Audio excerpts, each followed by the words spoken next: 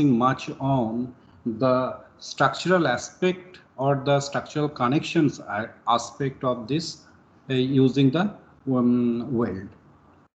Okay, so as you know already, this welding is a method of connecting two pieces of metals by heating to a plastic or fluid state. Okay, so it may be without pressure or it may be the with pressure so that the fusion occurs. So now the welding is one of the very ancient technology or oldest and reliable method of joining the two different materials. Yes, Amit?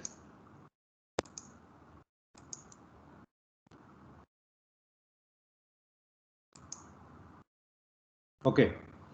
So it is a very ancient material, but little progress on the welding technology is made till I think last century, and not last century. I think yes, it was around 1880 or 1890. After that, the things are being progressing a significant way. So this is the when we talk about the welding in terms of the welded connections, please refer. We will be referring typically for making the solution of the problems. We'll be referring to this IS code of section 10.5. Okay. Now, what is going to happen over here in this particular welding process or welding technology? You know that there are many different techniques are already available, that arc welding, metal arc welding, submerged arc welding, then gas shielded metal arc welding, flux core arc welding. All these methodologies are available. Then electroslag and all these things comes into the picture. Now let's move towards the what is the basic advantage and disadvantage, if any, with respect to the welded welding or welded joints in terms with the or in comparison with the bolted connection. The welded connection typically you can see from the different figure or comparing with the different figure over here, figure, this figure and this figure. You may understand that welding connection eliminates the need for making the holes in the members, except for a few were employed for the erection purposes. So, and since the holes at the end govern the design of the bolted connection or the edge distance, a welded connection results in a member with a smaller gross cross-sectional area. This has a greater influence in the case of tension member when the member or when the structural component is purely under the tension nature, because the calculation of the net area and the gross area, this particular philosophy has been now eliminated if you are going with the welded connection. Second point that I just want to highlight over here, the welding connection or the welded connection basically gives you a very airtight or the pressure tight, or I would say the watertight joints of this plate. So primarily for the construction of water or oil storage tanks or sieves, generally the welded connection prefers. And also the welded connections are economical since they enable the direct transfer of the stresses between the members. So in the other way around, moreover, the splice plate and bolt material are also eliminating. So it obviously it would require the gusset plate and all, but you know that in comparison with the bolted connection, the requirement of this gusset plate here, the size of the gusset plate is also becoming very smaller. And why it is becoming very smaller? Because of the reduced connection length if we are comparing with the bolted connection. And also the welded connection also referred to at some point of time is referred to more rigid due to the direct connection of the members by welding. In the bolted connection, we have seen the rigid connection, flexible connection, and the semi-rigid connection. And we have also been discussed that most likely all the material, all the structures that is being built on in practical scenario, it is semi-rigid connection. But using the welding or the welded joints, we generally used to have the rigid connections over there. And a welded connection is also towards somewhat very aesthetic in comparison with the bolted connections. Here you might have you can see over there, this is the welded plate girder bridge plate girder. You can look into the appearance of these two joint.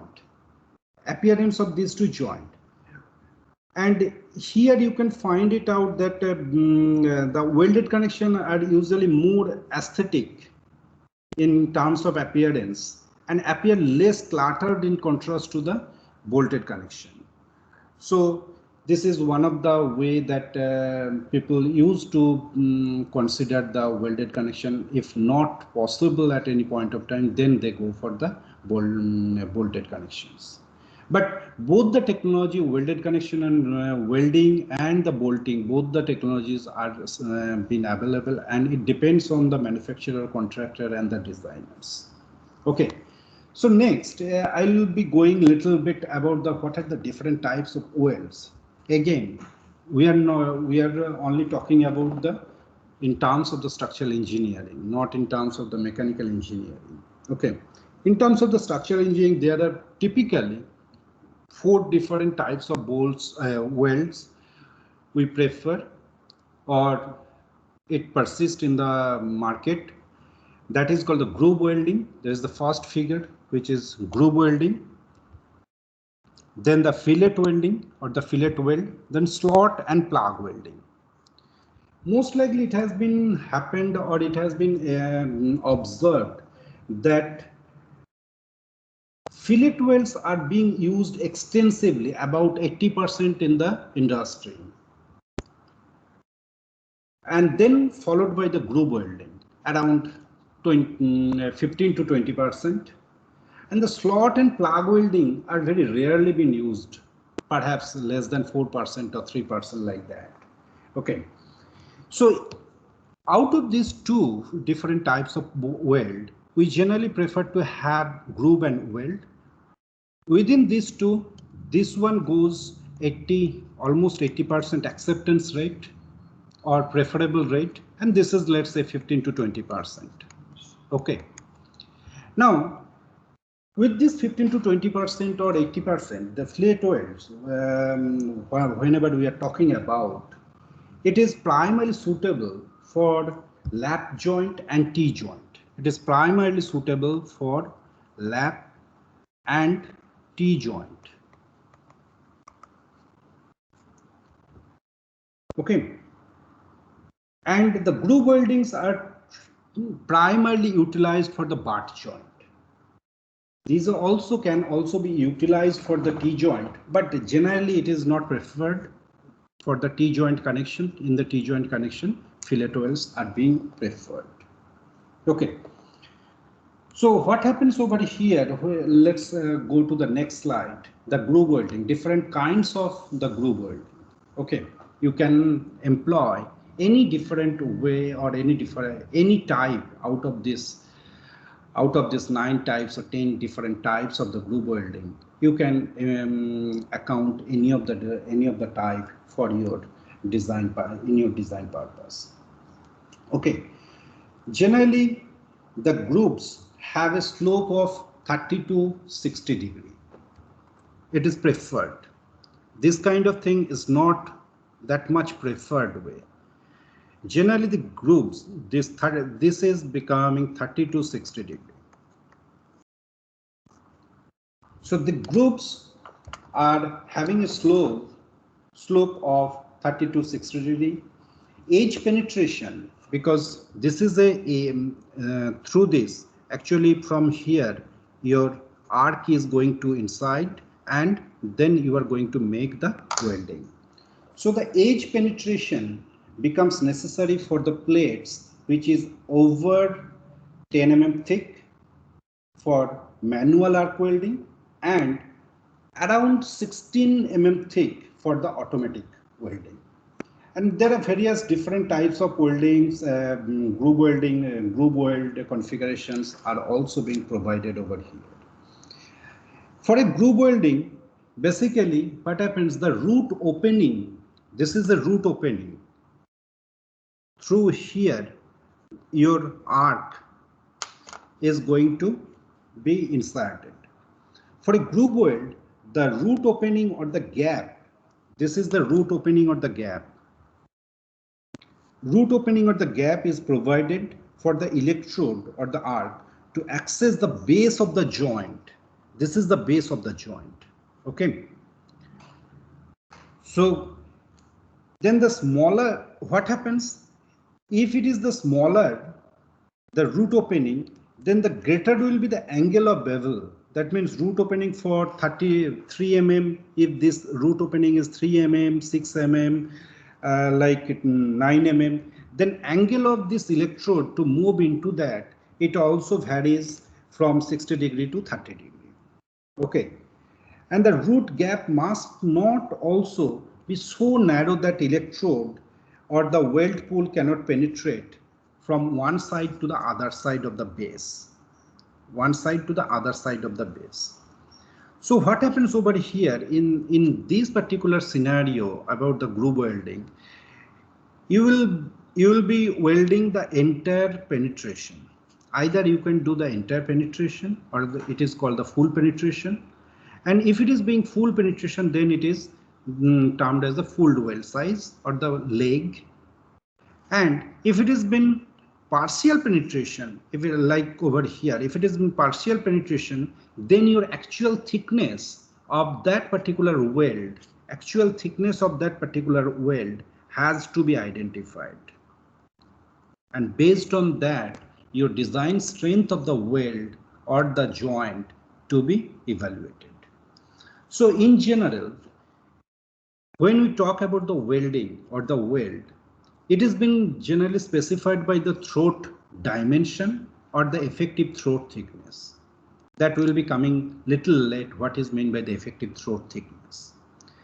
Then for the complete penetration means from this particular root reinforcement phase to the toe of the weld, if it is going, then the complete penetration, then the throat thickness would become the thickness of the thinner plate. Again, thickness of the thinner plate, where we have already been discussed about the bolted connections also. Then if it has been partial penetration, then what would happen? Then the thickness of the weld material, that is in common for the parts of the joint. Okay.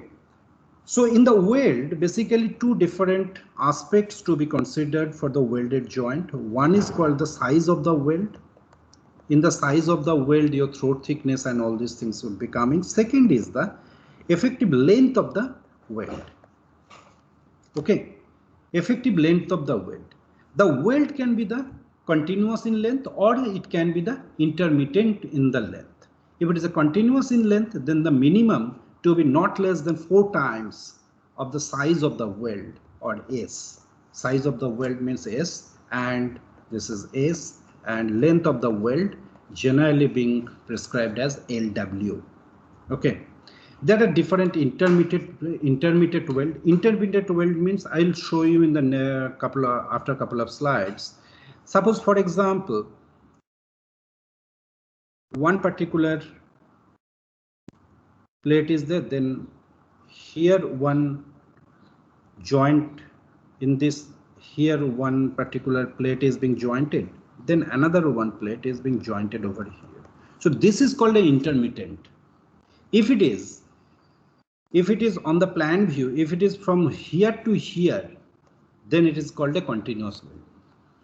Okay, so that is why in the intermittent welding, the spacing between two welds are also been affecting over here, and all the related features that what to be done and what value to be considered in the design aspect, everything has been specified in that particular section 10.5 or of IS 800. Okay, so in the next we'll be going to the fillet weld. In the fillet weld are most widely used, as I already said, that it is most widely used around 80 to 85%, or typically you can consider 80%, because of their economy and ease of very easy to making the fabrication and adaptability at the site.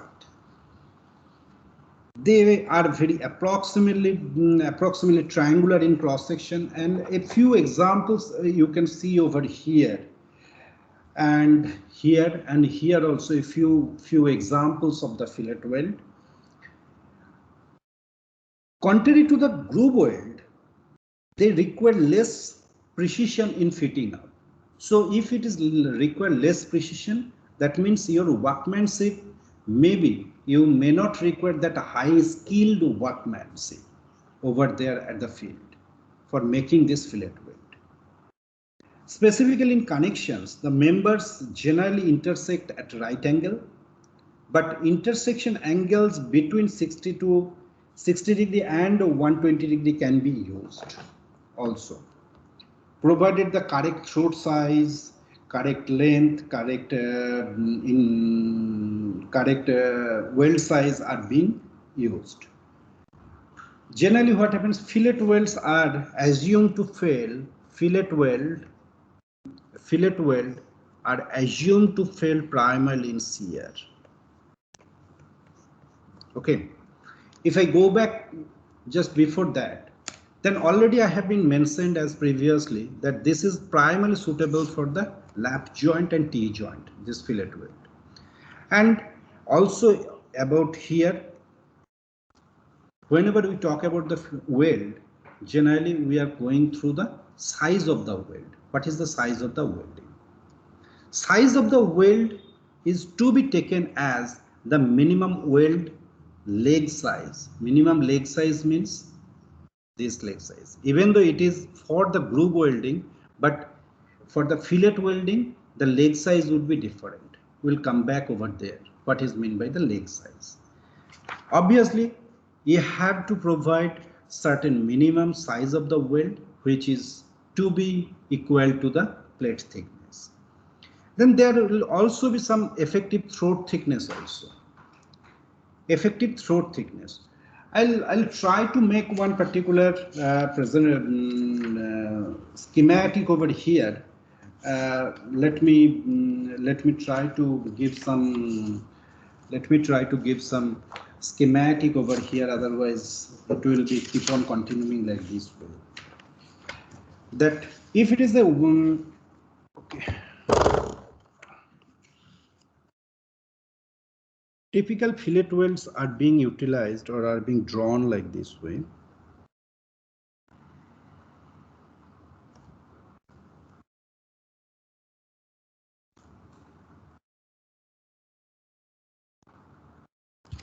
Two plates are there. Here, sorry.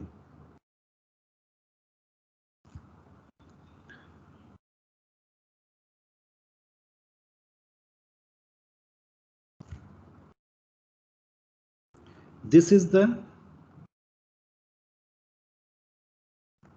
weld. This is the size, is the leg size. Angle joint or T joint is being made. So this is also becoming the leg size in the fillet weld. Okay.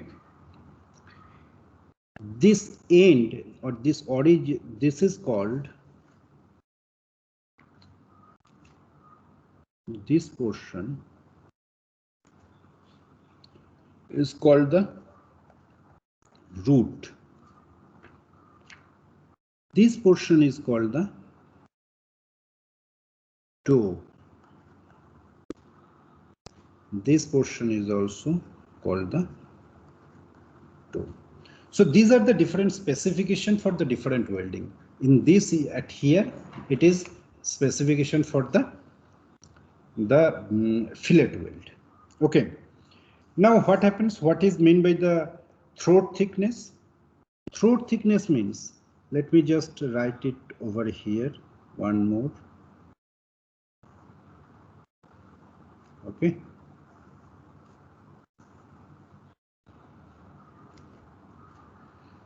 Then let's say I am providing a convex. Sorry. So from this root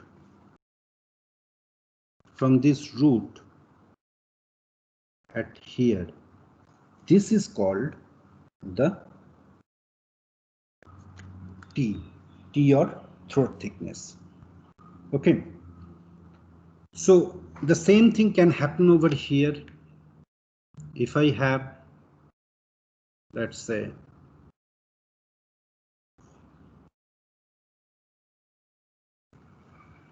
if I have a concave weld,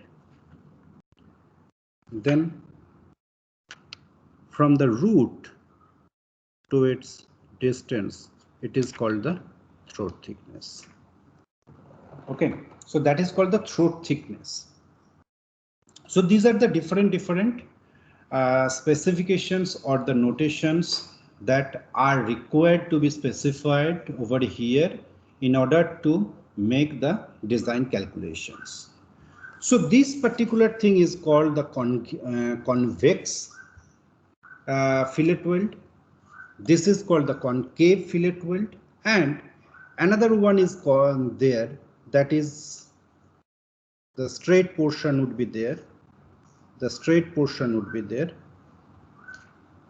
That is called mitri, M-I-T-R-D, mitri fillet weld. Again, this portion is called the throat thickness. Now, what is the your size of the weld? Your size of the weld would be, this is your size of the weld, S.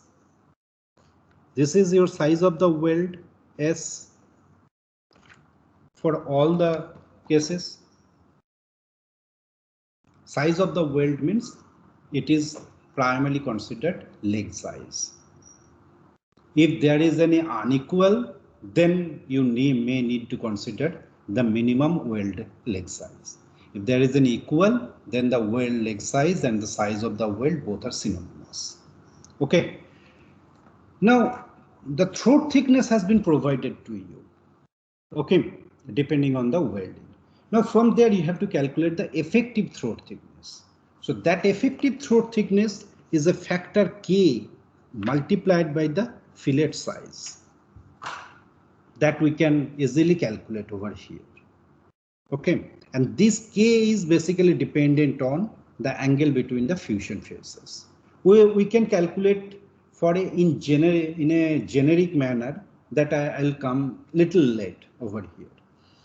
And as per the IS 800, the weld size also been specified, minimum weld size also been specified if there is the joining plates are being specified. For less than 10 mm thickness of the plate, you may at least require 3 mm weld size. For 10 to 20, you may require 5 mm weld size. Means weld size means the leg size of the weld. Okay. So with this, let's go forward. Then the second thing is coming the effective length.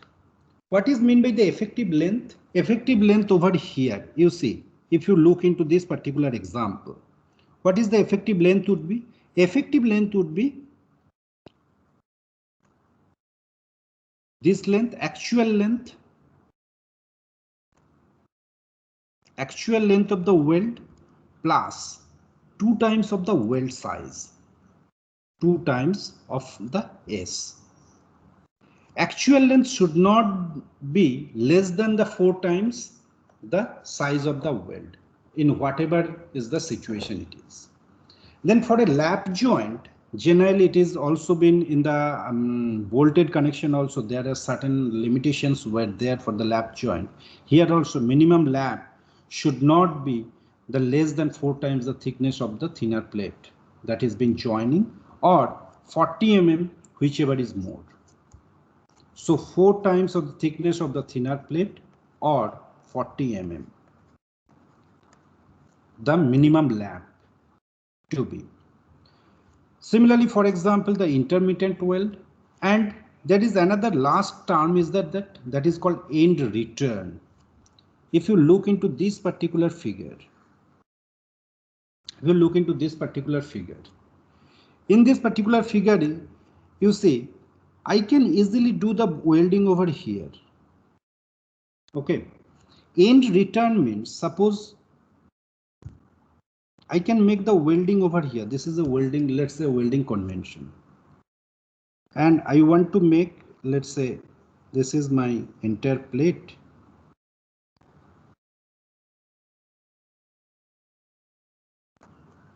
I am making the entire welding.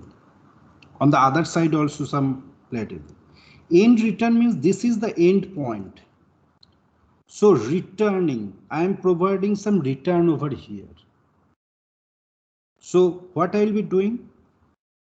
Making the entire weld length, then take the weld onto the bent also, up to a certain part onto the bent also, in order to reduce the stress concentrations over there.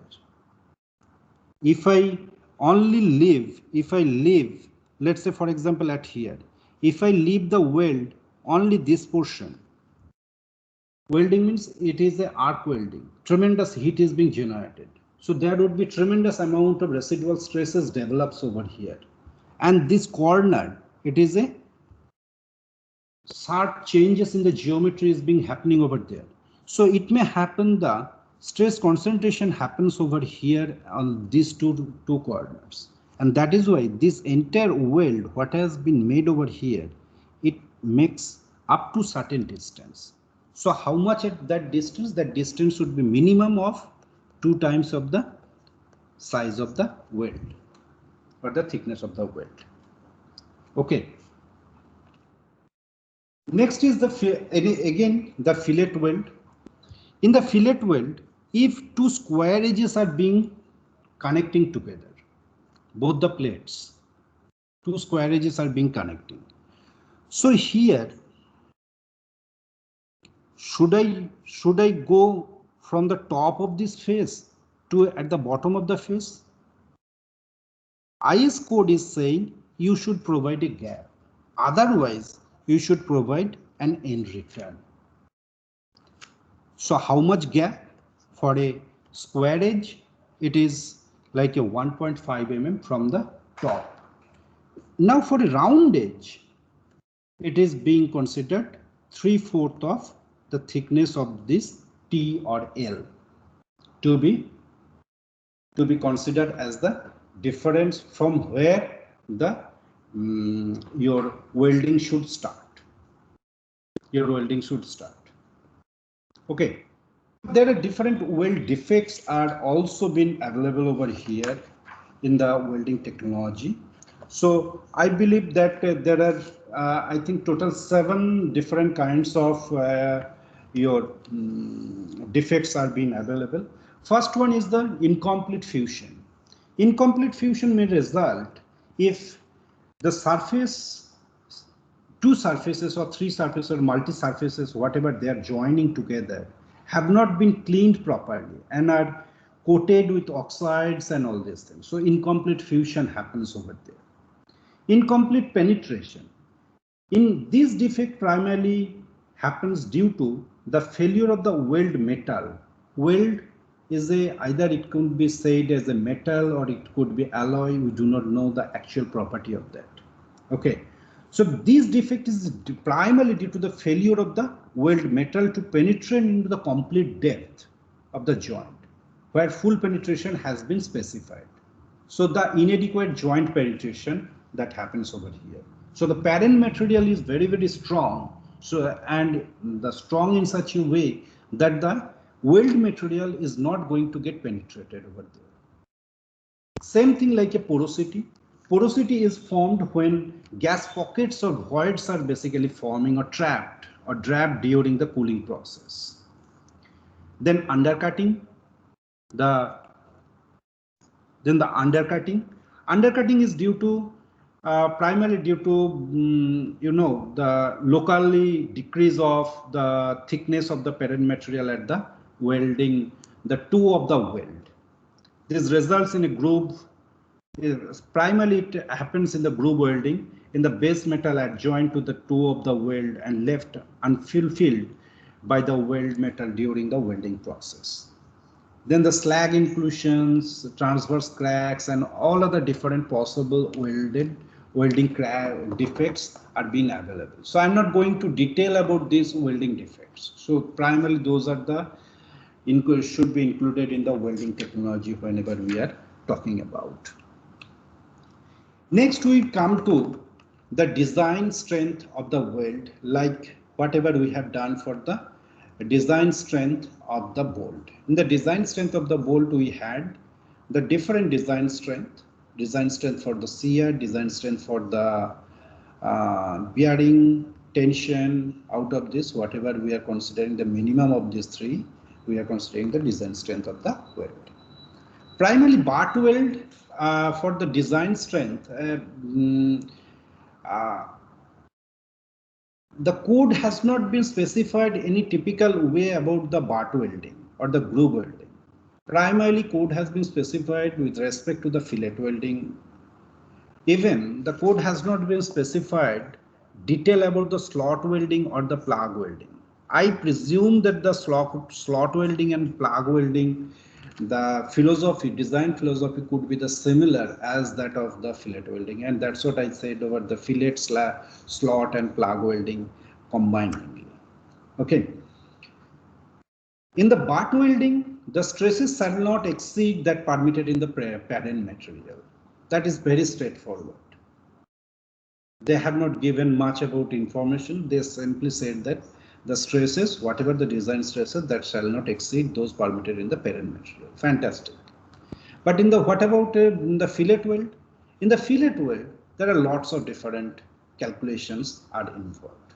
What are the different? Not obviously not at whatever we have seen for the bolted connection. Here the calculations are little less compared to the bolted connection. So let's move with this. That how to find it out the design strength of the fillet weld. Design strength of the fillet weld FWD. Similarly FDPD or FDVD for the bolted connection. Here FWD, which is the design strength or design stress of the fillet weld.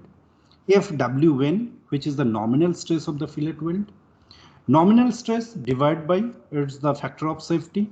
Now here two factor of safety would be coming, whether the weld has been or the welding has been made at the shop means at the factory, or welding has been made at the field itself. Okay, so depending on that, two different kinds of your factor of safety has been provided. Okay, so it is pretty simple that design strength is coming as FWN divided by gamma m omega. Okay, now what is FWN? FWN is the FU divided by square root of 3. FU divided by square root of 3. Now what is FU? FU is the smaller of the ultimate stress of the weld or the parent material. Smaller of the ultimate stress of the weld or the parent material. Okay, now again the similar way, if there is any long joint, then there is any reduction factor to be employed over here. Reduction factor to be employed over here. So the ultimate design force that is coming for the welded connection, it is coming area of the weld AW times the stress of the weld FWD, design stress of the weld. Okay, so if AW means the area of weld. How to define the area of the weld? Area of the weld means size of the weld or the length of the weld multiplied by the throat thickness. multiplied by throat thickness. Sometimes in the book it is being specified only T, sometimes it is S, sometimes it is LW, etc. etc. So multiplied by with FU divided by factor of safety multiplied by your square root of 3. This gives you pretty simple. You can see that in comparison to the bolted connections. Now if there is any reduction factor, then simply you multiply with the reduction factor, you will be getting that what is the desired or necessary fillet weld strength. Okay, so once that has been done, then the stresses may be happening due to the individual forces. Okay, so ultimately we have received or we have calculated the individual we have calculated the design forces FWD in the weld. Now what happens over here? This stress, the forces may be subjecting to the welded connection in an individual manner, like individual manner in the sense that whether the stress coming due to the axial force primarily or whether the stress coming due to the shear force or whether the stress coming due to the derived shear force coming from the bending moment. Okay, or the bending action or the tensile actions. Okay, so in that particular context, in most likely what would happen, that calculated normal stress that is due to the axial force, or the shear force is equal to the P divided by TT LW. Okay, so the combined axial stress or the shear stress that would become, this is now the equivalent stresses that is coming into the picture. Now the equivalent stresses that is coming into the picture. Okay, now where this P is basically nothing but that is the force that is being transmitted, means externally applied force, external actions onto the structure.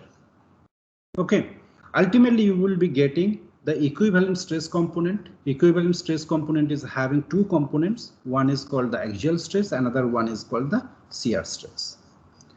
And this particular formula has already been provided in the code based on certain numerical calculations, which to be less than or equal to the design strength or design stress of the weld, Fu divided by square root of 3 multiplied by factor of safety. If this is done, then your job is finished. Okay. Sometimes what you may require in the design protocol, you may require to calculate what is the LW should be, or you may require what is the TT throat thickness should be.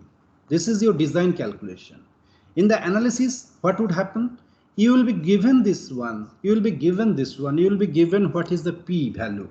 Then based on that, you are basically checking that whether it is safe or unsafe. Next, we'll move little amount with the butt joint or the different types of the welded joint. Different types of the welded joint, not different types of the weld. Okay. So different types of the welded joint when we are considering, then there is total 5 different joints are being specified. One, what are the 5 different types of joints? That butt joint, butt joint, then the lap joint, then the T joint, then corner joint, then edge joint. Okay, so let's first look into the butt joint. What the butt joint specifically saying to us. Butt joint is a joint which is being used, you know already, which is being used to join the ends of the flat plate of nearly equal thickness. Here now coming with equal thickness because of there is no concept about the packing material now. Okay, this type of joint generally eliminates the eccentricity that develops during or using the lap joint. In the lap joint, what happens? Let's look into the lap joint. This is the lap joint. So there must be a chance to have or develop the eccentricity. What is the eccentricity? Eccentricity means, let's say for example, the force is being at here and force is being applied at here. Okay. Now this is applied at the center. This is also applied at the center. Okay. So from center to center, can this eccentricity couple form?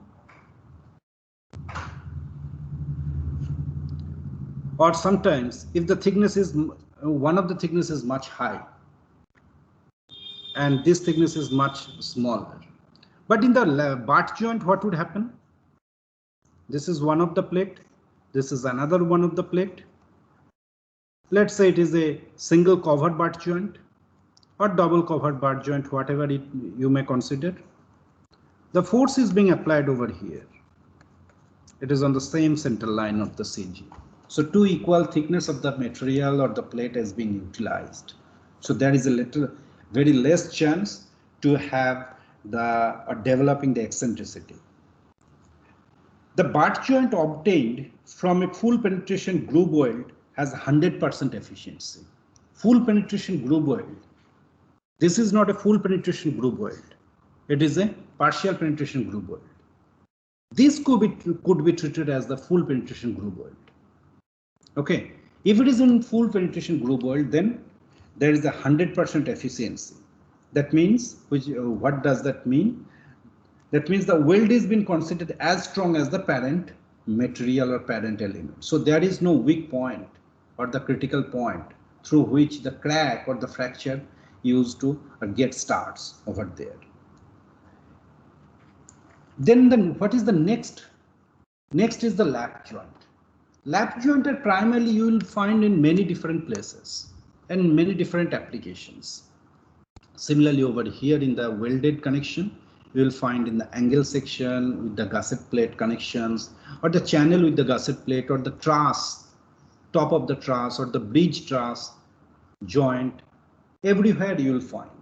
Okay, so these lap joints are I would say the predominantly or the most commonly been utilized because they offer very easy in terms of the fitting and easy in terms of the jointing.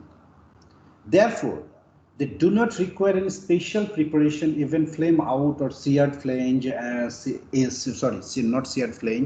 edges can be used, which can also accommodate the minor error in fabrication, minor adjustment in the lengths, etc. And these lap joints typically utilizes the fillet welds. And that is why they are well suited for the shop and as far as the field welding. Okay. So next is the T-joint. This is the different configuration of the T-joint. These T-joints are often been utilized or used to fabricate the built-up sections. Built-up means, you see, in steel construction, everything is built up, unless and until it is called a hot rolled or the cold formed. Hot rolled means all the ISMB, ISA, ISMB, all these are hot rolled. Okay. Other than that, everything is most of the things are as a built-up section or the built-up joints, such as T-shape. This is the T-shape. Sometimes you may find out I-shape, plate girder, hanger, bracket, stiffener. Everything would be considered as the your T-joints. And these T-joints can be made by using either the fillet or the groove. Okay, the groove weld edge shape used on the T-joints, which is being used over or which is being shown over here. Next, I believe it would be the corner joint. You see over here, the similar phenomena can happen over here that you can utilize the fillet weld. The corner joints are being used again to find or to form, to form the built-up rectangular cross section, which may be used as column or beams to resist high torsional forces, high shear or the high moment. Okay. And these are all about different configuration of the corner joints with a different grooving pattern. Sometimes people use as a V type of grooving, sometimes people use the fillet welding, sometimes J, U, bevel grooving. And everything depends on everything depends on your the requirement of the designer and requirement of the this people who are actually fabricating over there. Okay. Sometimes you will in here itself you may find some of the edge joints also. These edge joints are not used in the structural applications. They are being used to keep two or more plates in a given plane. So edge joints are not that typically utilized over here in the structural engineering purpose. This is very important. The residual stress of the weld. You have already been seeing the residual stresses of the built up of the hot rolled section, I section. Residual stresses. Residual stresses.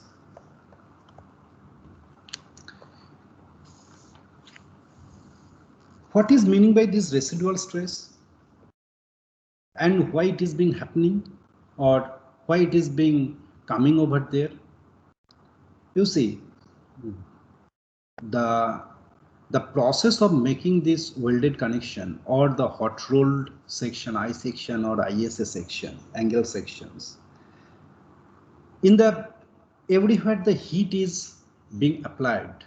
Okay, in the field of this welding, the molten weld bed that has been deposited initially during the process of your welding starts to cool, and while solidifying attempts to contract both along and transverse to its axis. Both along and transverse to its axis. Okay. So this tendency, the contraction or this tendency to contract or this along both the longitudinal and the transverse direction introduces certain residual stresses, primarily tensile residual stress, and in some cases accompanied with the tensile yielding, where it is being registered by the surrounding structure. When the surrounding structure is less than fully rigid, it results in distortion. So the residual stress is having a tremendous impact, and that is why you require to make the control over the shrinkage and distortion. The longitudinal stress, in the same way, the longitudinal stress can cause the slender plate to buckle. Longitudinal stress causes the slender plate to buckle. And the transverse shrinkage that produces both angular and out of plane distortion. I can show you one thing. Let me just have a look into that. That let's say I have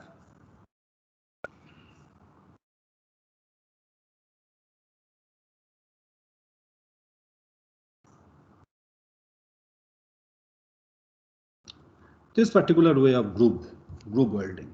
Okay. Groove welding. During the groove welding, how the distortion during the shrinkage and all these things happens. Sorry. How that this thing happens over here? It will go something like this way.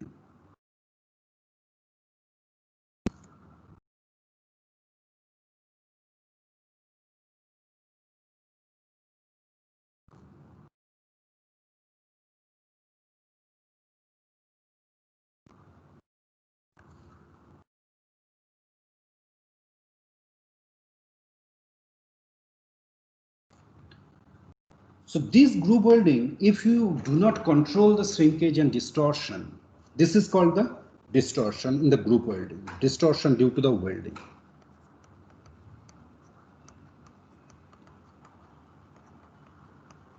Due to welding.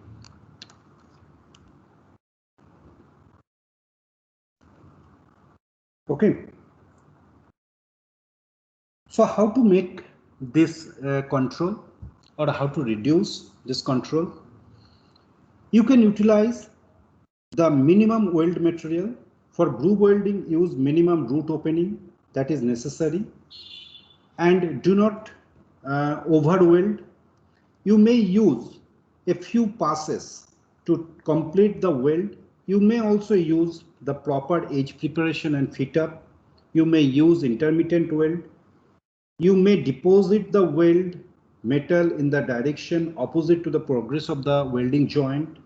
There are so many different things are there. So similarly, there are many different processes there that would allow if you allow the shrinkage to occur freely, how you can allow.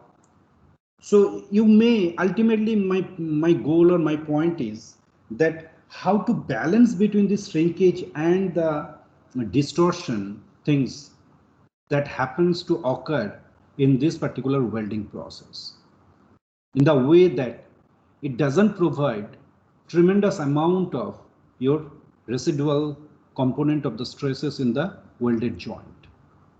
So I would expect from you guys that have a list down, or make a list of the way that we could control over the shrinkage and the distortion in this welding process, so that the structural member is, at least it cannot be the fully free of your residual stresses, but at least some sort of residual stresses can be relieved over there. Okay. And with this, I'm just ending it off, and maybe in the next class we'll be just start from here itself. Okay. Thank you very much to all of you. I think the time is over. You might have the next class.